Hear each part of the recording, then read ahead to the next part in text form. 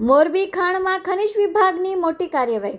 Collector Swapnil ખરેની હાજરીમાં આકસ્મિક તપાસ હાથ ધરાઈ હતી. કંડલા બાયપાસ વિસ્તારમાં ખનિજ ભરેલા વાહનો જપ્ત કરાયા.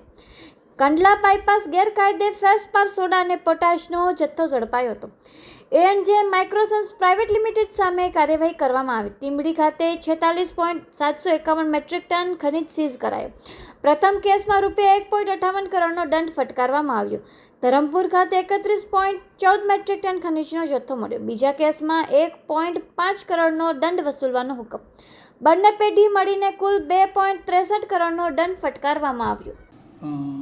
ગુજરાતના હાલમાં પ્રવર્તમાન Gujarat mineral prevention of illegal mining transportation and storage rules અમલમાં છે. આ નિયમો પ્રમાણે કોઈપણ ખનિજના વપરાશકર્તા, ટ્રેડર, એન્ડ યુઝર કે પ્રોસેસર એ લોકોએ ખનિજનો સંગ્રહ માટે રજિસ્ટ્રેશન કરાવવું ફરજિયાત છે.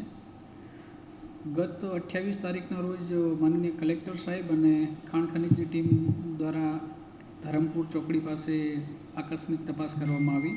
ત્યાં સ્થળ પર એજે માઇક્રોન નામના યુનિટમાં કોઈપણ જાતનું રજિસ્ટ્રેશન વગર 77,000 મેટ્રિક ટનથી પણ વધારે ફેલ્સપાર ખનિજનો જથ્થો ઝડપવામાં આવ્યો છે. જગ્યા પર એ જથ્થો સીઝ કરવામાં આવ્યો છે અને કસૂરદારને વિરુદ્ધ દંડકીય કાર્યવાહી ચાલુમાં છે. 28 તારીખની તપાસના અન્વયે અમે લોકોએ અહીંયા અમારી કચેરીમાંથી કસૂરદારને 2 કરોડ અને 63 લાખ દંડકીય રકમ ભરપાઈ કરવા માટે નોટિસ આપેલ છે. જો દંડકીય રકમ ભરપાઈ થઈ જાય તો ગુનાનું માંડવાળ થઈ શકે છે, અન્યથા રેવન્યુ રાહે એની રિકવરી કરવામાં આવશે.